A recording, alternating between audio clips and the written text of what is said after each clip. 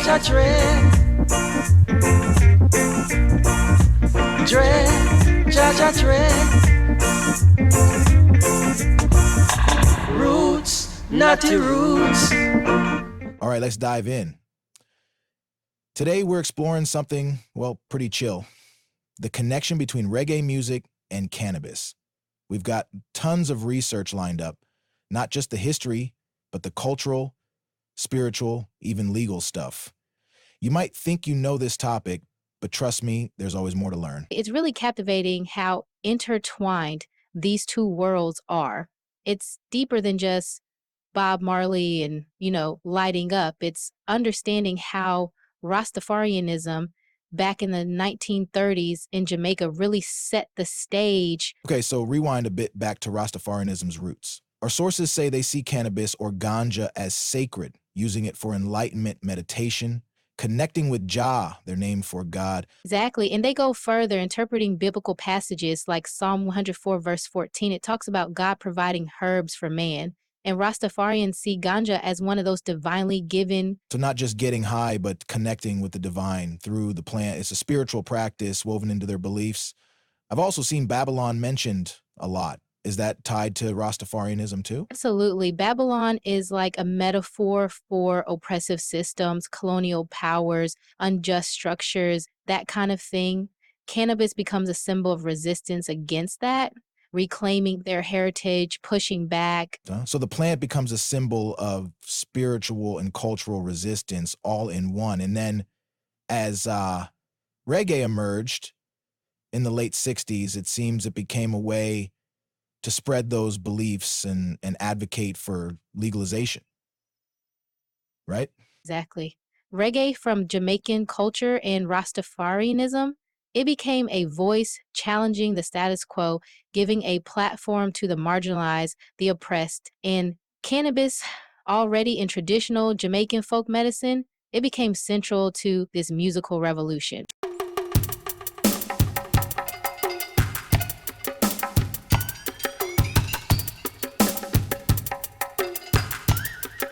Two names pop up instantly: Bob Marley, Peter Tosh.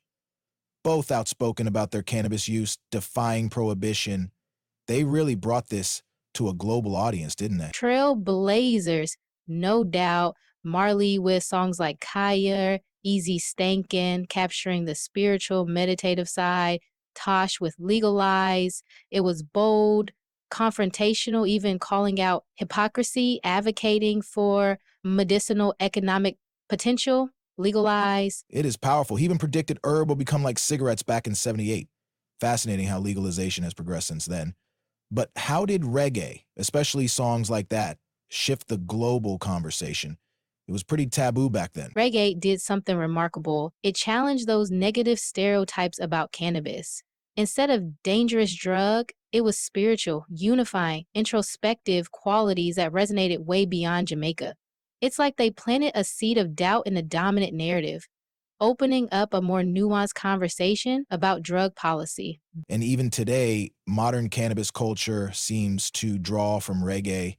The Rastafarian philosophy, the red, gold, green, the emphasis on natural living, connecting with something higher. Absolutely. Look at music festivals, dispensary branding, even celebrity products. The influence is everywhere, showing how reggae shaped how we see and interact with cannabis. It's really remarkable how a genre of music can spark a global movement and leave such a lasting impact. It goes beyond just the look reggae impacted, how we talk about cannabis, how we consider its role in society, and ultimately how we approach legalization itself, its art as a catalyst for us, for social change. Really powerful. Okay, so we've got the spiritual roots, the cultural impact, but I'm also curious about the lyrics. How did reggae artists specifically weave cannabis in? Was it always deeper meaning or sometimes just, enjoying a smoke? It's definitely both, but the way it's referenced, it often goes beyond just recreational use. It's a metaphor, a symbol against Babylon, connecting with heritage, healing, reflection. So using music to express these complex ideas, cannabis becomes more than just a plant,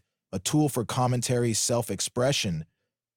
That's fascinating. Yes. Exactly. And it's not just Marley and Tosh, Burning Spear, Capleton, Sizzler, Damian Marley, even carrying that torch, connecting cannabis, spirituality, social justice, keeping it alive and evolving like A musical lineage, passing down those ideas and values.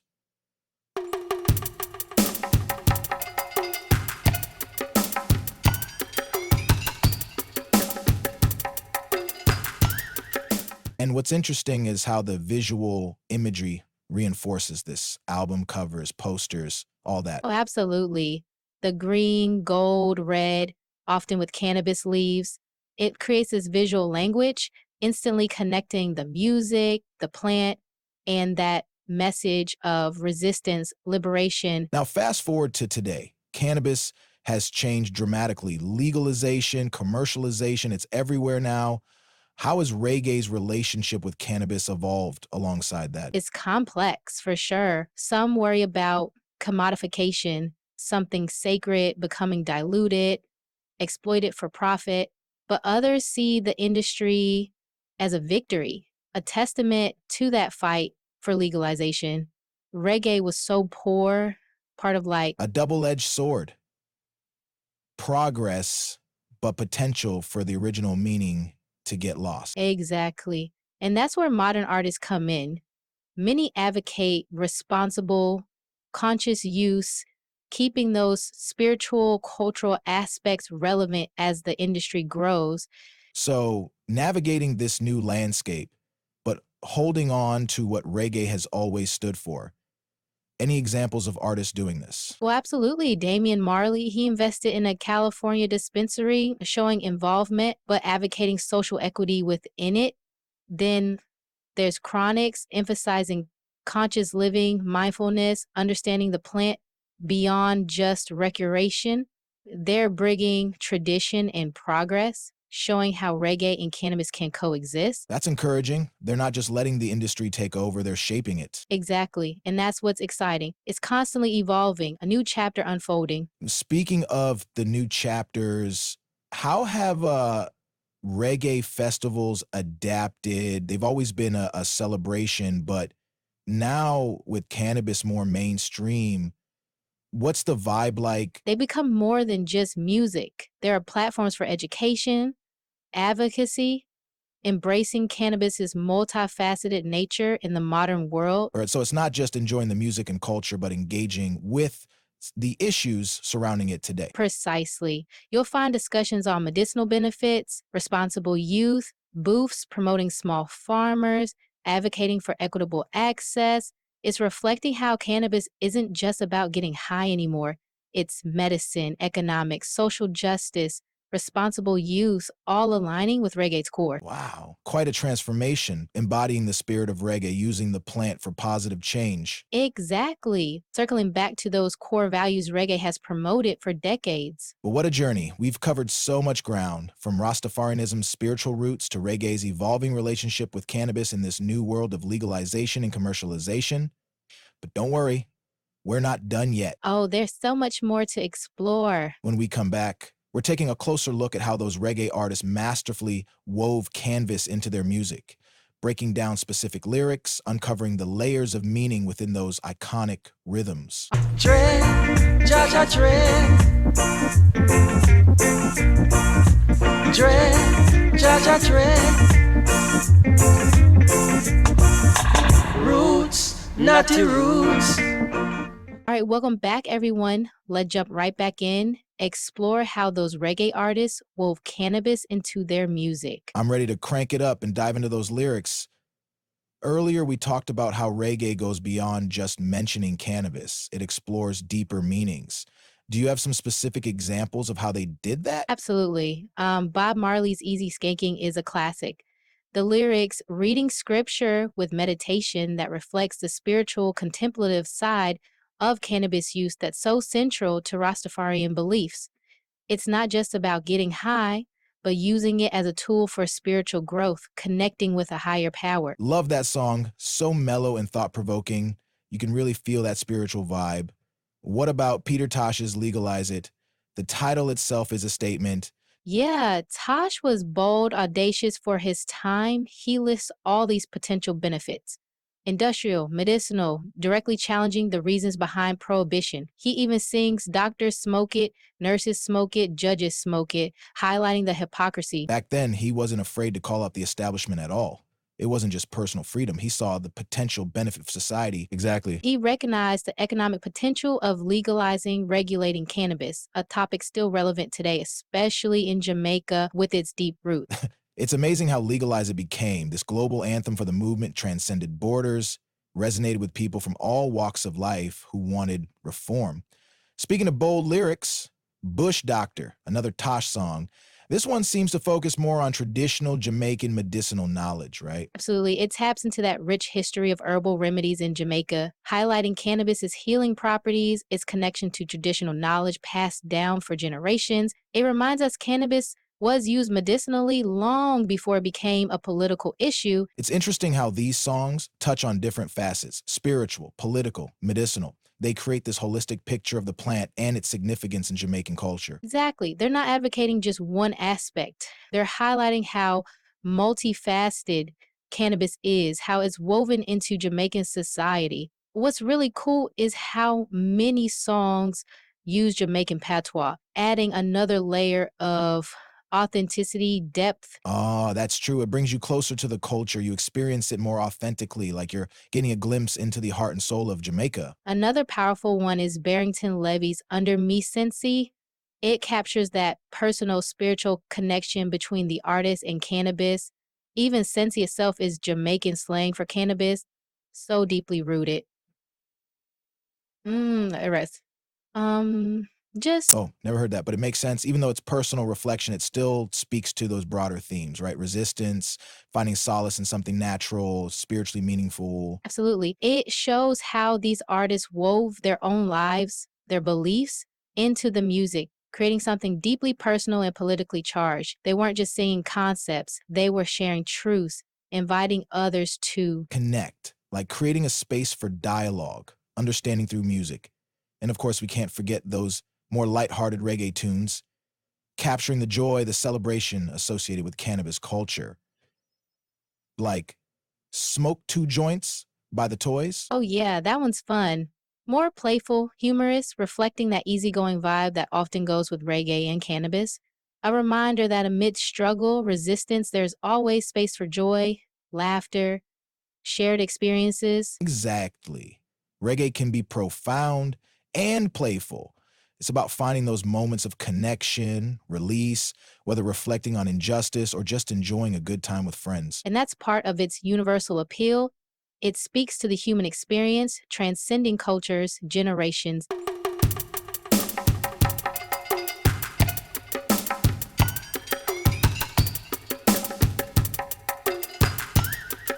Do you think reggae artists pushed boundaries of what was okay to talk about in music? Back then, openly discussing cannabis was pretty controversial. Oh, absolutely. They were pioneers, challenging social norms, starting conversations people were afraid to have, using music to advocate when it was taboo, with style, grace, a message of peace, unity. Like they created space for honest dialogue about something shrouded in stigma. They gave a voice to the silenced, helped shift public perception in a big way. Exactly. That's why their music was groundbreaking. Not just entertainment, it was awareness, challenging the status quo, advocating social change. Their courage paved the way for the progress we see today. And that message still resonates even as the legal landscape around cannabis changes. And it's remarkable. You see it in how contemporary artists navigate the industry. They're not just accepting, they're shaping the conversation, advocating responsible use, social equity, staying true to those roots of the movement. Like carrying the torch, ensuring those core values: peace, love, unity, respect, remain at the forefront. Exactly. And that's what makes this connection so enduring, inspiring. Not a trend, but a deep rooted cultural and spiritual phenomenon shaping the world around us. We've explored the historical and spiritual origins, analyzed how cannabis is portrayed in those iconic lyrics, touched on how the music influenced modern cannabis culture. It's been quite a journey. truly has. We've gone through music, history, spirituality, even politics, all connected by this fascinating plant and the music it inspired. And there's still more to come. When we return for the final part of our deep dive, we're gazing into the future, exploring what lies ahead for reggae music and cannabis culture as they continue to intertwine and influence each other. Dread, Jaja dread. Dread, Jaja dread. Roots, naughty roots. And we're back for the final part of our deep dive. Been on an incredible journey exploring reggae music and its connection with cannabis culture. And we've seen how it's more than just, a pairing. It's rooted in history, spirituality, the fight for social justice. And now looking ahead, as cannabis legalization spreads, the industry changes so fast. How do you see reggae and cannabis culture shaping each other in the future? That's a big question, one we're seeing unfold right now in real time. We're at this crossroads. Tradition meets progress, exciting and a bit uncertain, Yeah, it does feel like a whole new era for both. Yeah. What factors do you think will be most influential in shaping how this connection evolves? Well, the ongoing legalization is huge, of course. As more places have illegal markets, how people access, consume, perceive cannabis, it's all changing. It's going mainstream, less of a counterculture thing. That's both opportunity and challenge for reggae and its values. Right, like cannabis is stepping out of the shadows and reggae, its soundtrack has to adapt. Can you talk more about those opportunities and challenges? Curious to hear your take. One exciting thing is economic empowerment. Reggae artists, entrepreneurs, they can create businesses, brands, contribute to their communities, especially in Jamaica, where it's so deeply rooted, but also been a source of struggle. That's great. Reclaiming something criminalized, turning it to opportunity, growth. Exactly. And it ties into that social justice theme always central to reggae and Rastafarianism. Legalization allows advocating for equitable access, making sure the benefits reach those harmed by prohibition, especially marginalized communities hit hardest by those drug laws. So important. Not just wealth for a few, but uplifting communities, empowering those disadvantaged. And reggae, with its global reach, its message of unity, consciousness, can push for that, amplifying voices, advocating for a just cannabis industry. That's inspiring. But you mentioned challenges too. What worries you about this new landscape, especially with cannabis becoming more commercialized? A big concern is cultural appropriation, commodification. As cannabis loses its taboo, goes mainstream, that spiritual, cultural significance could be diluted, exploited, even erased. I get that. It's like when something authentic gets taken over by marketing, loses its soul. Exactly. So reggae artists, cultural leaders, the community, they have to protect their heritage, make sure the true essence of this connection is preserved, reclaim the narrative, make sure those voices, those experiences that shape this are heard, respected. It's about finding that balance, right? Embracing the opportunities, but safeguarding the cultural integrity, the authenticity. Absolutely. And education is key. Educating consumers about the origins, Rastafarianism, the fight for legalization, reggae's values. Sharing the full story, not just the commercialized version. Exactly. And reggae itself is a tool for that. Artists can speak out against appropriation, advocate responsible use, explore the deeper meanings, keep a conversation authentic, challenge those exploiting the culture. I love that. A call to action for both artists and consumers. Be mindful, respectful, engage with this in a conscious way. Honor the past, celebrate the present, shape the future of this connection. Well put. The future is being written now. We all have a role in shaping it. It's on us to make sure this bond thrives, evolves, honors its roots, inspires positive change. Well said. Powerful way to wrap things up. We've learned so much, the history, the culture, the music, this ongoing evolution. It's been enlightening, a real testament to the power of music culture. The human spirit leaves us with so much to think about as we navigate this new era of legalization and awareness. It does. It's an ongoing conversation.